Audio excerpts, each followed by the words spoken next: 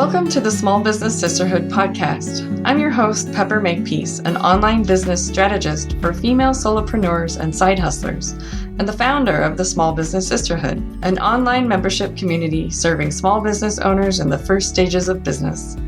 Join me as I go behind the scenes with female entrepreneurs, revealing the struggles, strategies, and inspiring stories of these amazing women. If you're interested in connecting with like-minded women in a supportive online community that helps you stay focused, motivated, and accountable as you build your business, check us out at smallbusinesssisterhood.com. Today we're talking to Rhiannon Tarrant, a former corporate gal and athlete turned high-performance life coach, personal trainer, and entrepreneur with an addiction to self-development. She's on a mission to help women gain the energy, clarity, and confidence they need to achieve next-level success and start living fiercely true to their potential.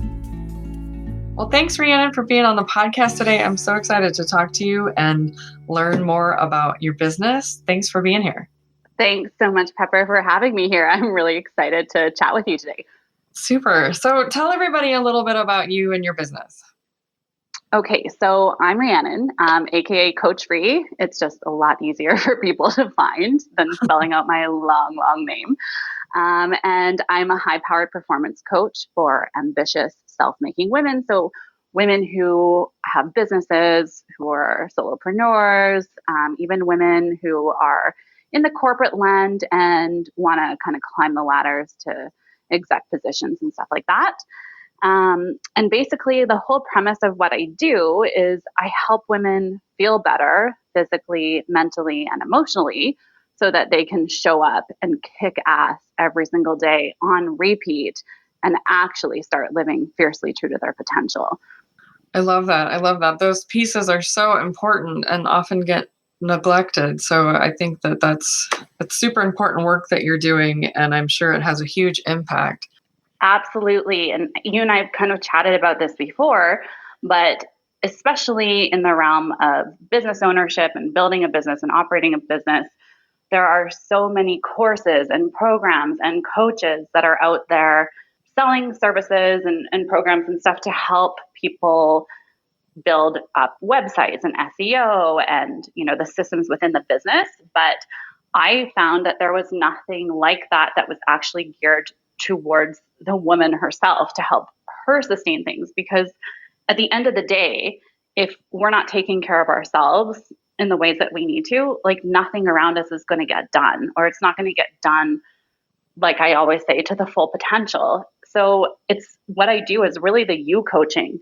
You can have all the other stuff in the world, but if you're failing to optimize your state, then none of it matters. You're going to meet a blockade every single time. Right. Well, and I totally agree with you. And, that kind of personal development part of owning a business, it's so important because it does really play into everything. And there's a lot of mental crap that comes with trying to build your own business that totally that needs to get addressed before, you can really get past some of these challenges that come up for everybody. It's awesome. So tell me more, how do you work with people? What's your thing?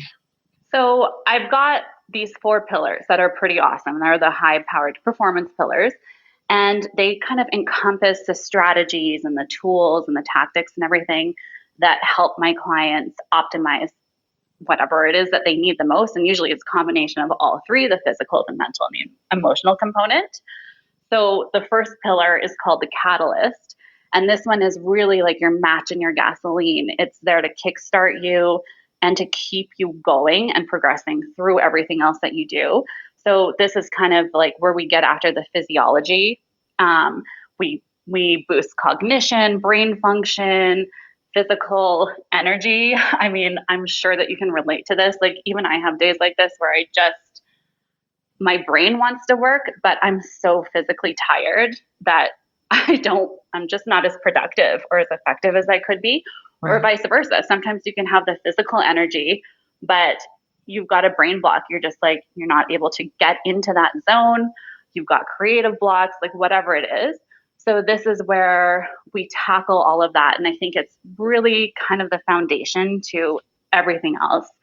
when you're feeling good physically and mentally and you're doing all these things that really boost that physiology, you're going to combat things like anxiety and depression and self-doubt. You're just going to be able to show up fierce and kick ass. So that's the first pillar. And I do that with everybody, no matter what stage you're in. And the second pillar is the compass. And this is where you really gain clarity in terms of what's important to you, because I know everybody faces this, but I think that this is a little bit different for women, especially in our sphere as business owners. There's so much external noise and influence. And as women, I think we're a little bit more prone to self-doubt, a little bit more prone to people-pleasing than our male counterparts are. And so sometimes we can kind of fall out of alignment with what we actually want to do and get stuck in that good old comparison trap, self-doubt, all that stuff. So in the compass is where I go in with my clients and help them block out the noise, put their blinders on, and get super crystal clear about what it is that's actually important to them, what is going to really drive them every day to wake up, what means something to them, and what's going to leave them feeling fulfilled. Because I don't know about you, but I've had a business for a long time, and it's evolved in many different ways. And I've been at points in my business where, in terms of finances, I've felt successful, but I just wasn't feeling fulfilled anymore. There was kind of a disconnect.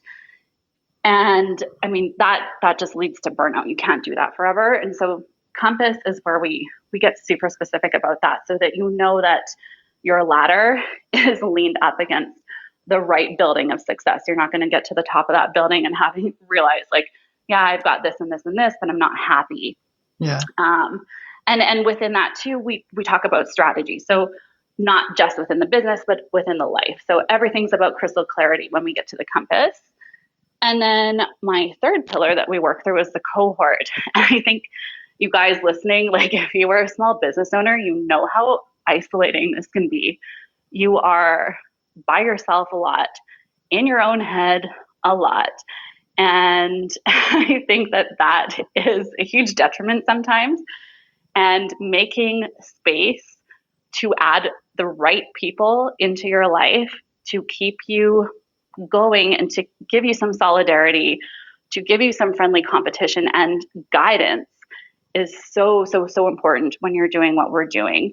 So in the cohort, this is where I teach my clients how to draft their team of MVPs, just getting the right people there in their corner. So for example, having a coach, always have a coach. You need somebody there to ask you the tough questions, to keep you standing in your power when you're kind of worried about what it is that you're doing if you're unsure, to hold you accountable to the goals, the things that are important to you. And then somebody who's kind of on the same level as you, who's going through the weeds with you, who's in the trenches, who really gets it. Somebody like that who you can bounce ideas off of.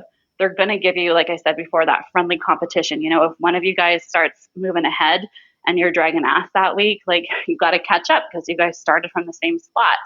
And then it's always good to have somebody who's a little bit ahead of you, who you can look up to and kind of use them as the example and proof that what you want is possible. I think when we're looking at people who have, coming from a small business perspective, but when we look at people who have giant businesses or have been in the game for a long time, there can be kind of a disconnect between where you are now and where that person is. And it can feel unrealistic and unattainable.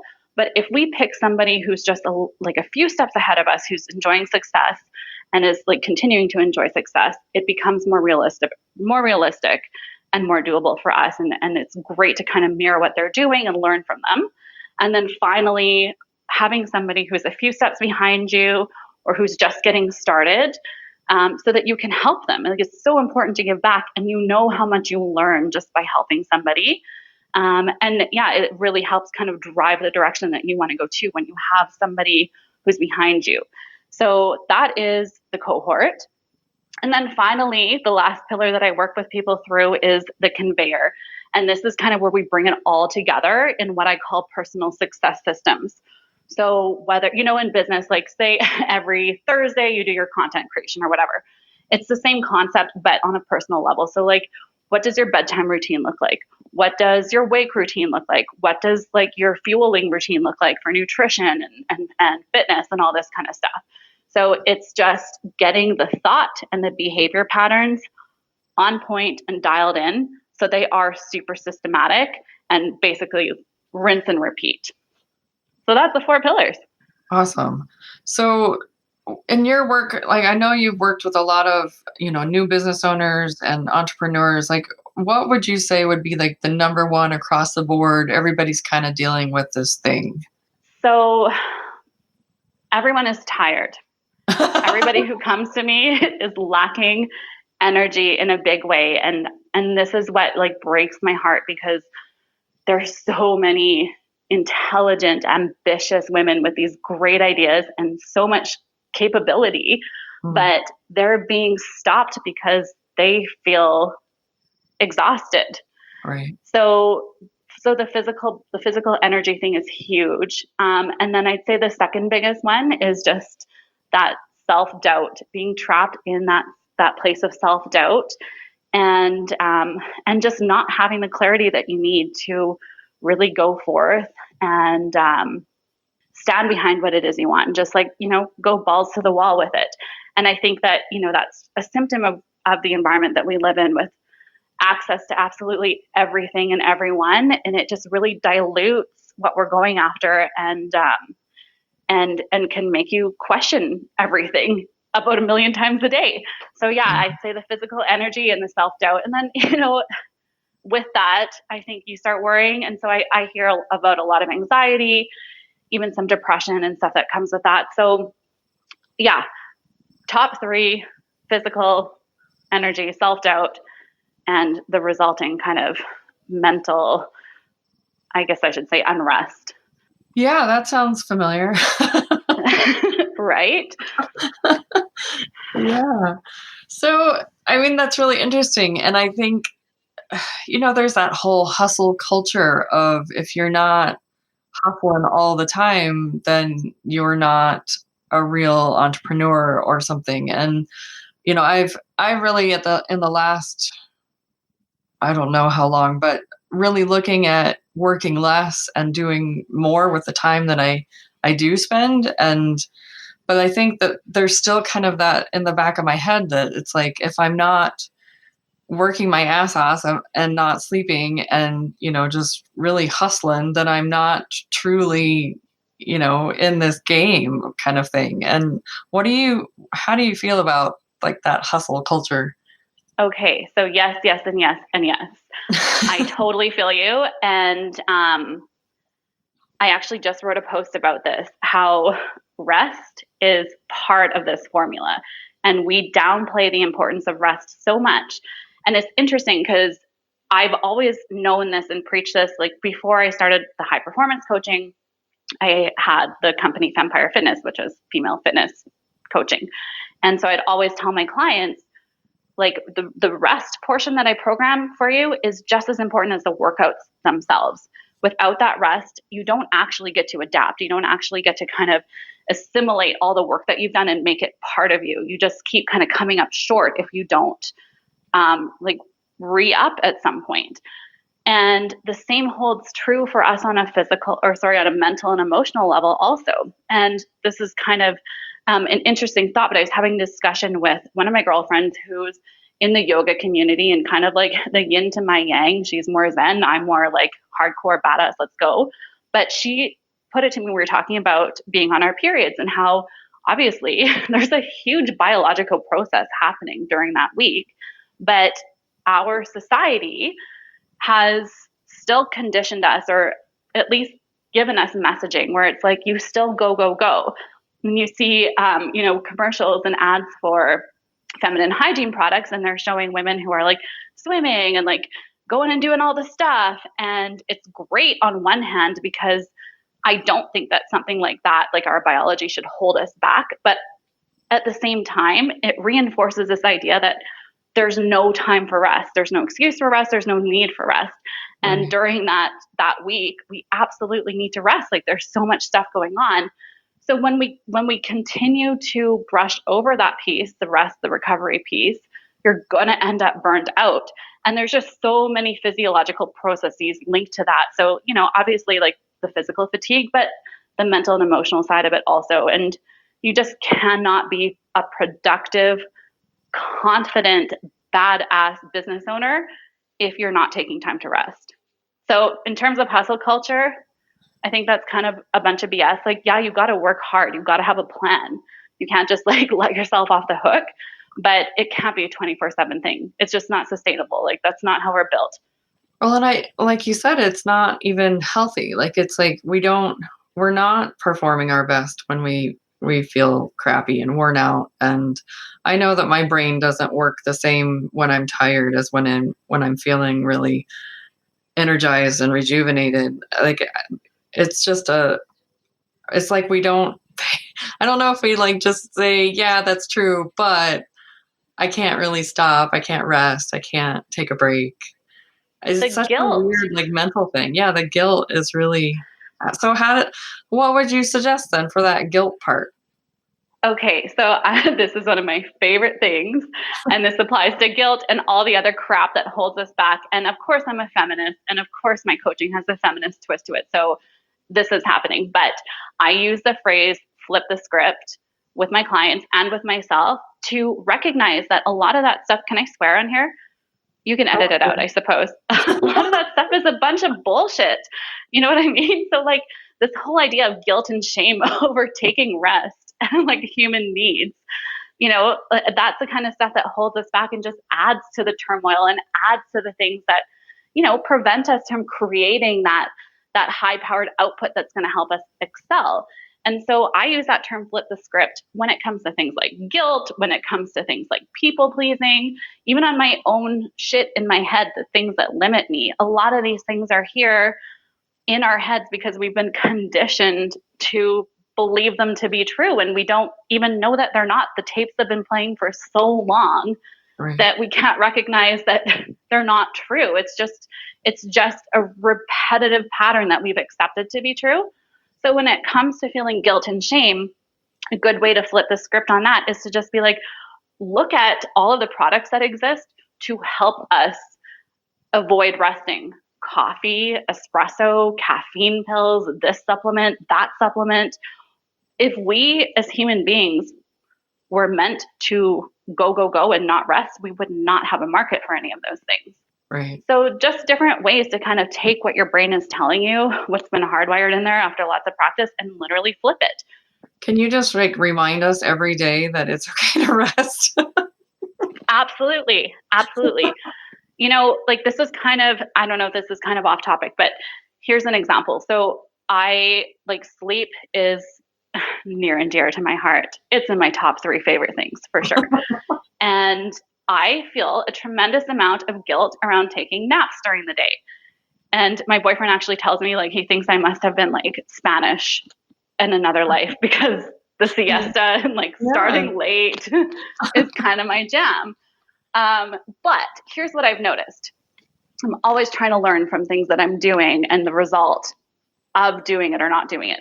Here's what I've noticed. When I really need a nap, when you're just like dragging ass and everything feels hard, like you've got big needle moving tasks to do, but you just can't sink your teeth into it because your brain is just exhausted, like that kind of stuff. Yeah. Take the nap, because what I've noticed is when you don't take the nap, it doesn't make the day better, but you're just kind of stuck in limbo. You're like, do I nap? Do I rest? Do I work? What is it? And then like the entire day is mediocre. But if you just take the damn nap for like 20, 30 minutes, maybe you need a 2-hour nap, whatever, you are going to wake up feeling so much better. And chances are, because of that awesome female guilt that we feel, you're going to be even more driven to kick some butt when you wake up from it. But yeah, like take the nap, take the rest. You have to work that into your personal success systems. It's like expecting your car to run every single day without you ever putting gas in it. Right. Right. Yeah. Like, I think the whole world is just kind of sleep deprived. I mean, and that's just one single tiny piece of the exhaustion that we're all feeling. Like, especially now, like there's so much in the back of our heads that are just, it's constantly playing, the worries, the the what ifs, the shoulds, all that stuff. Like, and that's so that even just that little piece of sleep, I would think would have like a profound impact on our ability to function better. Huge. And now think of it like this. If the entire world is sleep deprived and feeling the negative effects of sleep deprivation and all the things that happen from that, now picture the small business owner. Like, how scary is that? You know, like you've got the weight of the world on you, literally. Like, if you don't make this thing work, then maybe there's no food on the table, or maybe, you know, you feel like you haven't, like you failed, or whatever that thing is that is contingent upon you making this thing work.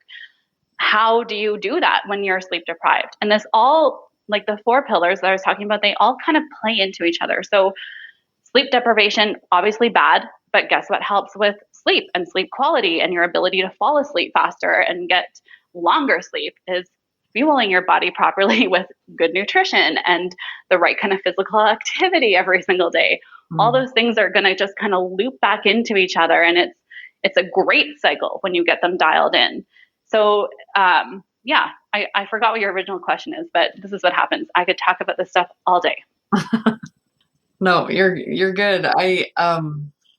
When I think about like new entrepreneurs and all the stuff that has to be learned and figured out and dialed in, and it's all new, it's a huge learning curve sometimes with different stuff, and just trying to get all of that figured out and feeling kind of that time crunch that we all feel, even if it's self-imposed. Like what's like one piece of advice that you would give that new entrepreneur that is really feeling the crunch of all the things that have to be done by them?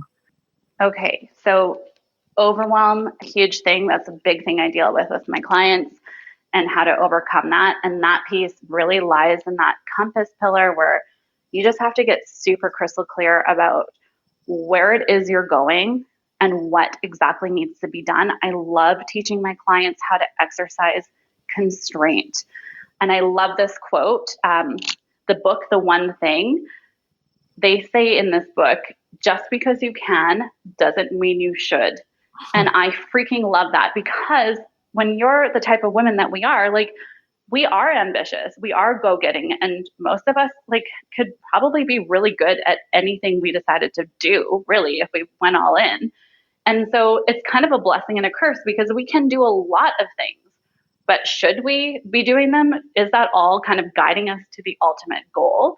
So I like the idea of constraint. I like the idea of the one thing.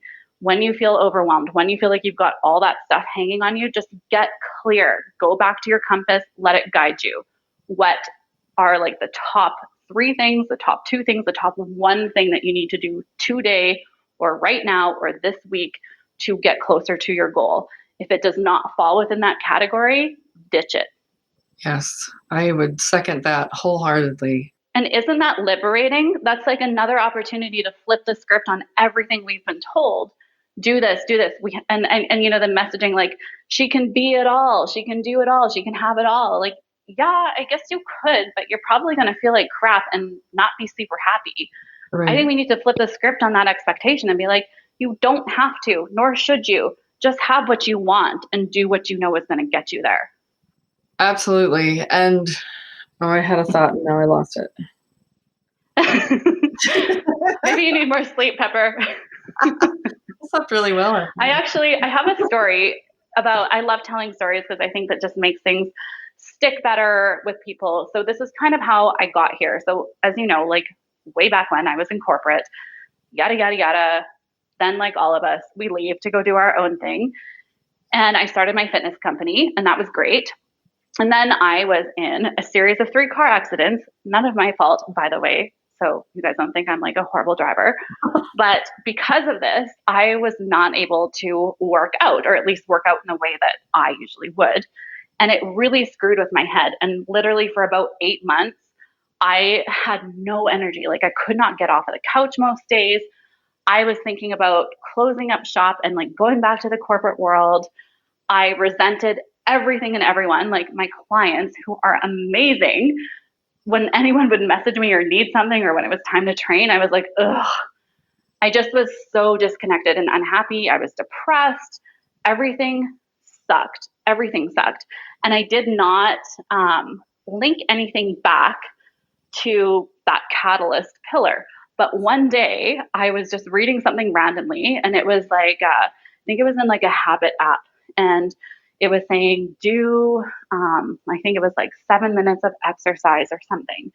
And I just thought, oh my gosh, like some light bulb went off. And it's so weird because I preach exercise. I loved exercise, but I hadn't really given it the importance or realized the importance of how it really is the catalyst for the rest of the day. And so I decided the next morning to wake up and do a workout. And I knew it wasn't going to be anything special or crazy or like the way that I would normally work out, but I knew I was just going to do something for movement. And I did it. And I kid you not, like, this is why I've changed my business to high performance coaching. It was a trickle down effect. I felt so much better. I felt like I actually did something for myself that day. So there was this immediate sense of accomplishment. I proved to myself, which I hadn't done in a long time, that I was able to keep those promises that I made to myself, because the day before I said I was going to do this, come hell or high water. And mentally, I mean, months of depression. I mean, like months. All of a sudden, I was like hopeful and inspired again, and like trusted in my ability to actually turn this thing into something that I wanted and make some pivots that needed to be made. And just the confidence that came with that, and of course the clarity. And then it was like poof, one night after a really great night of sleep, finally, I wrote an entirely new business plan in like a matter of hours, and here we are. So again, I guess we're both losing our train of thought today, but I just wanted to kind of paint a picture of like how this ties into everything. And I think a big part of what we do too as business owners, like there's a huge confidence factor to this.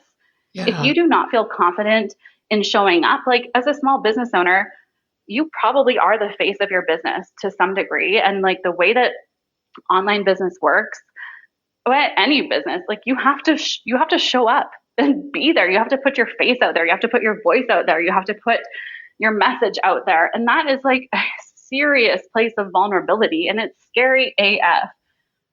And sometimes, I bet you guys can relate to this, but sometimes you feel like, okay, I've got some courage. Like I'm actually kind of excited to make this post or to do a video or like whatever it is you got to do. And then you wake up feeling like crap. And it's like the last thing you want to do. The last thing. You can't show up in those powerful ways for yourself. You cannot create that meaningful output that's going to help you excel if you feel like crap, physically, mentally, or emotionally. Yeah, we can't really fake it when all of those things are not in alignment. And, you can kind of fake it till you make it works to an extent, I think. But if you are just perpetually faking it because you can't feel good about what you're doing or feel confident about your message or anything, like I think it's at some point it becomes just too much. Like you were saying, when you were feeling that way after your car accidents, like there's just a point where it's like you don't want to, you resent all of it because exactly. You've just been faking it so long and you don't want to anymore. It's just burnout. Burnout. And that can happen for so many reasons. It can be like the hustle mentality. It can be the fact that you aren't actually completely aligned with what you're doing. Like how many of us have parents that are like crapping themselves that we're not like doing the conventional route or like, you know what I mean? Whatever it is, we all have these ideas of what we technically quote unquote should be doing, and we're not.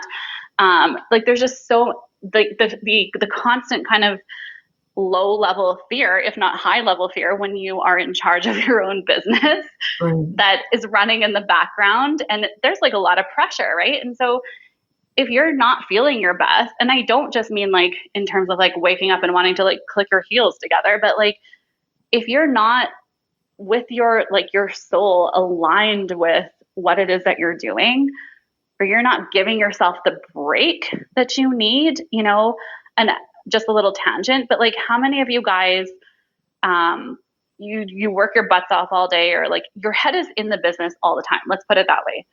Even when you're supposed to turn off, it's hard to do that when you've got a small business, because without you, there's no small business, right? So like even at nighttime, I fell into this trap for a long time.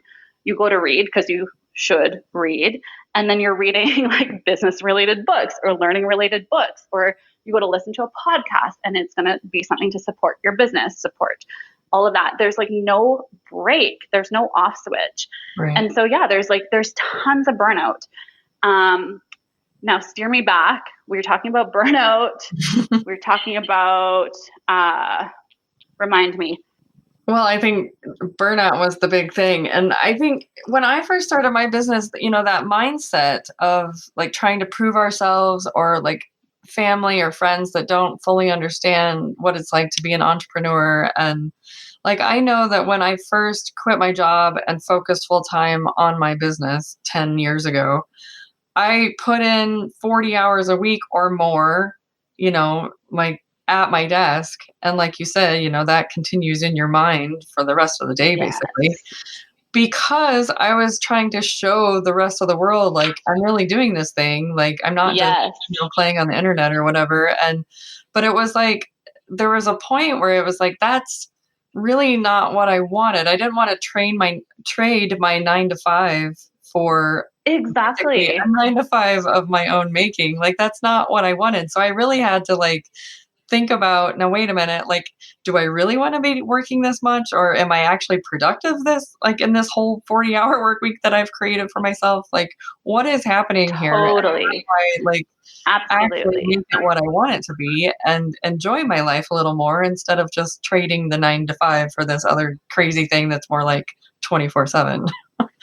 100%. And that is what that compass pillar is all about.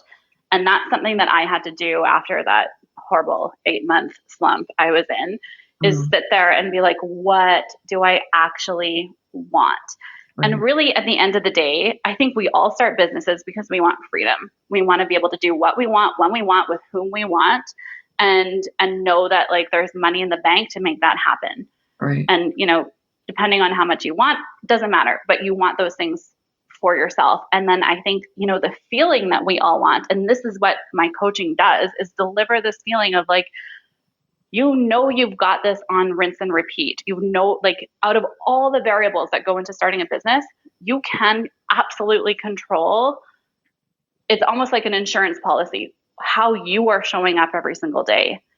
And when you do that, you are going to be successful. You're going to feel energized. You're going to feel powerful and confident and badass.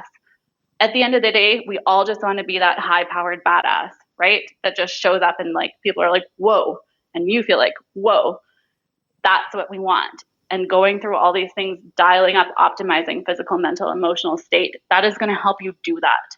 Yes, so many important nuggets in there that I think if it can sink in for people, it would really change how they look at their business and how they, really approach their lives. I think, especially as women, like we are kind of conditioned to think, like you said, we have to do all the things and we shouldn't complain and we should always look our best and, look rested even when we're not. And, just like all these things that we are supposed to do. And if we don't do them perfectly, we feel guilty. Like it's like hardwired into us somehow. And I think that if we can really take a step back, like you're saying, and look at the pieces that feed into everything else, it can really have a huge impact and profoundly change how we live our lives on a day-to-day basis.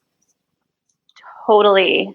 And I think, this is another piece that I love coaching my clients through, is that whole flip the script mentality. And it is societal conditioning. It's things that, keep us playing smaller than what we're capable of. We talked about the guilt and the shame and stuff like that, but I think the striving for perfection, that perfectionistic mindset is like a real buzzkill too, because we are told that, we need to be smart, we need to be successful, we need to be independent, we need to have amazing bodies, amazing face, amazing hair, all of the things before we can show up and actually like do the thing. And I think, quite frankly, that's a bunch of bullshit. And that's why I hardly ever wear makeup. And I used to, but I think that, showing up as our raw, true selves, not only does it serve us, because the more you do it, the more comfortable you get in your skin and the more you enjoy just looking the way you look. But I also feel like it's flipping a giant bird to society telling us that we need to show up this way, waste all of this time and energy to look that way in the first place when we could be building our empires and taking over the world, putting all kinds of chemicals on our hair and our body, and just like feeling like crap about ourselves if we don't look fake. So I think that, the more of us that start to show up authentically, I know that's like so overused these days, but it's for a good reason. And just in our own skin and appreciating the way we are, we give more women give more women permission to do the same. And, this is one of the things I love saying, if enough of us flip the script, we won't just be flipping it, we'll be rewriting it all together for all of us. So I love that idea.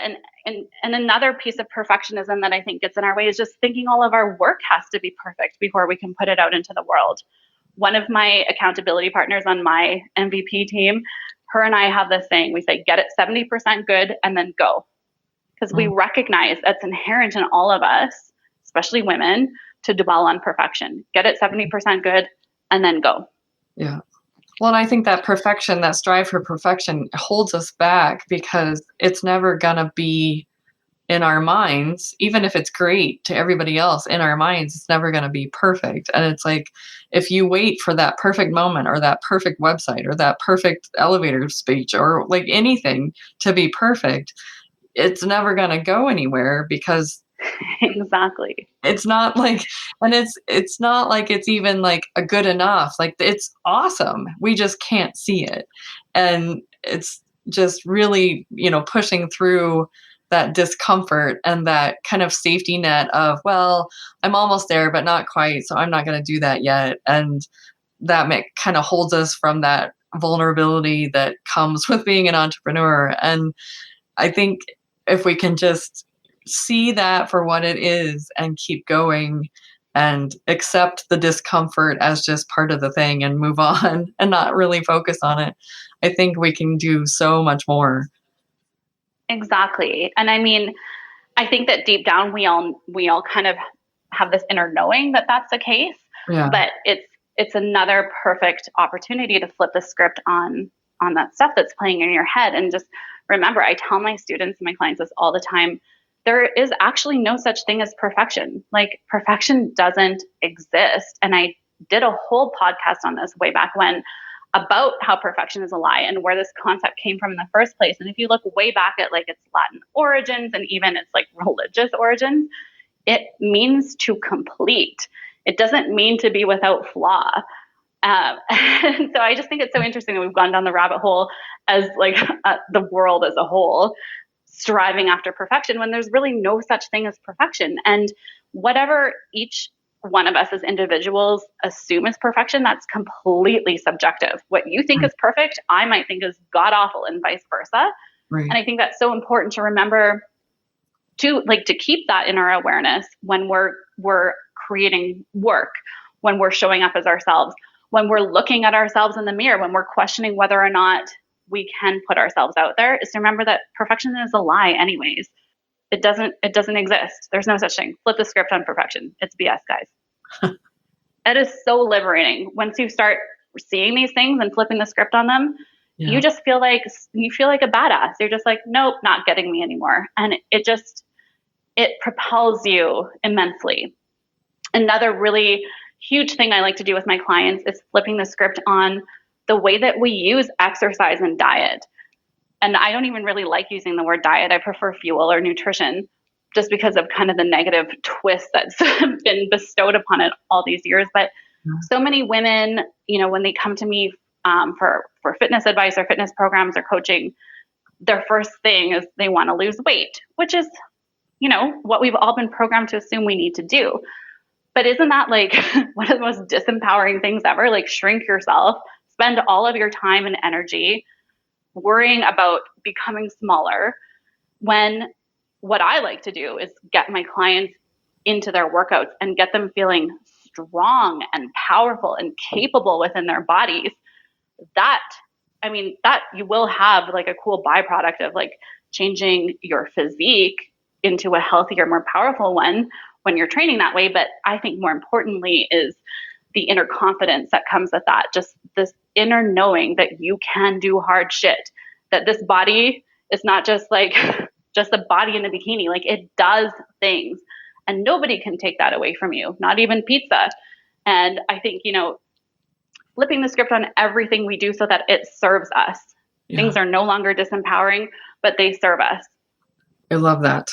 So boil it down for me, for all the listeners. Like, what do we do right now, today, to start doing that, to start flipping that script? Okay. Well, I've got 3 of like my top go-tos for you. Okay. So, and these kind of encompass all of the physical, mental, emotional in one. I tried to jam pack them for you in one little package. So the first thing I would tell any of you guys to do, any of my students to do, is every single day, get outside, be outside in nature, and you can be doing something intense, or you can be doing something like walking. I go for a walk at least once a day. There are so many proven benefits. You guys, I'm sure if you just Googled studies on this, like, it's bananas. The proof that this really has such a positive effect on mood disorders. It boosts cognition. It boosts energy. It boosts memory. It boosts literally everything. And then adding in that activity on top of it, you're going to be shuttling more blood and more oxygen into your brain. Obviously, it's going to be contributing to heart health and all the stuff that's, hopefully going to keep us around long enough to enjoy the fruits of our labor. But it's really, when you have those days, like yesterday, I was just in a weird headspace when I woke up. Felt kind of bummed, to be honest, like bordering on depression, a little bit of anxiety. It was completely disorganized. And then I was like, oh yeah, I need to get outside. I went outside for like 15 minutes, complete 180 when I got home. And it was like, oh, of course, I should have known this. So get outside for a walk. It does not have to be long. It does not have to be hard. Just get outside every single day for a walk. The second thing is to fuel your brain and your body with high-powered stuff. So you are what you eat, literally. Garbage in, garbage out. We have all these little gut guys, little gut bacteria that science is now finding. We thought that there was this connection between the brain and the gut a couple of years ago that was like, whoa, this is crazy. But now we're actually realizing that the gut controls pretty much everything. It's not the other way around, brain gut, it's gut brain. So if we're feeding those guys with high quality foods, things like veggies, things like high quality fats and proteins, things that come from the ground, then those guys are going to be healthier. They're going to send better transmissions to our brain. We're going to have better cognition. It's going to battle mental disorders like any of that depression, anxiety, stress, all that stuff. Of course, it's going to give you more energy. So I would recommend dialing up your the quality of the foods that you're eating. And if you guys head over to my website, coachree.com/resources, I've got a bunch of PDFs in there for you guys with things like food lists that are Coach Ree approved, how to structure meals so that you're getting all the nutrients that you need and just kind of keeping your body going all day long, body and brain going all day long. So number 2 would be fueling. And then the third one of utmost importance, my top 3, would be to start drafting your team of MVPs. So get a coach. I mean, like, I cannot tell you how important it is to have a coach or a mentor. This is somebody who is not like emotionally attached to you. They want the best for you, but they're not worried that they're going to say something to offend you, or, they don't have to go home at night to you and you be mad at them. Not just about like being mad or anything, but somebody who's just going to be so honest with you, who's going to shed light where you need that light shone, who is going to call you to show up as a better version of yourself. You cannot get that with a spouse or a friend or a peer. Like, you just can't.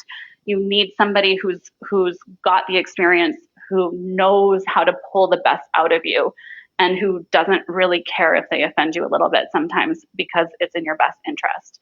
The second person I would absolutely recommend drafting to your team is somebody who is on the same level as you. So your accountability partner. If you're only going to do two, a coach and an accountability partner. I have a girlfriend. We talk every single morning. She's at the same place in her business as I am. So we keep each other going. We say like, oh yeah, like this is really challenging. It's so nice to have solidarity when someone acknowledges that what you're doing is hard or scary. Yeah, it is. But we're both doing it. So let's get this done today. We'll check in with each other and make sure we got it done. If one of us has done something that the other hasn't yet, we can help each other by sharing those resources. And then one of my favorite pieces of that, when you've got somebody kind of on the same playing level as you, is you've got this great friendly competition. If you're starting off at the same place as someone and they're starting to edge ahead of you, I don't know if there's like a more of a fire that you can put under my butt, but I'm like, oh no, you don't. I got to catch up. So it really keeps you in the game playing hard. So quick recap of my top 3 things to get you guys started with high performance is your outside walk every day, get outside and move. Second one is fueling your body and your brain with high-powered nutrition. Third one is start drafting that team of MVPs, start with a coach and an accountability partner. So powerful, so awesome. It's been so much fun talking to you, Rhiannon. I love everything that comes out of your mouth. Thanks. You might be one of the only people on the planet who says that. I'm going to tell my boyfriend this after. Well, yeah. I just think you're just so full of fire and just empowering wisdom that it's really inspiring to talk to you, and I always enjoy it. Thank you so much for sharing everything with us and being on the podcast. It's been so much fun. Yeah, thank you so much, Pepper. I appreciate it immensely, and I had a blast chatting with you today. Awesome. So tell everybody real quick, what's your favorite place that people find you? Instagram, Facebook, your website, where should they go? All right, you guys can head over to coachrhi.com. There's lots of resources and goodies over there. And you can find me on Instagram at @thecoachrhi. Awesome. Thanks again. This has been so inspiring, and I'm going to go out and take a walk now. Yay, that's music to my ears. All right, Pepper, have a great day. Thank you so much, and I will talk to you soon. Thank you, Rhiannon, for talking with us today. You can find out more information about Rhiannon and the link to her website in the show notes for this episode at smallbusinesssisterhood.com/24. I hope you found this episode useful and inspiring. If you did, please pop over to iTunes and leave a review. Thanks for listening. Catch you next time.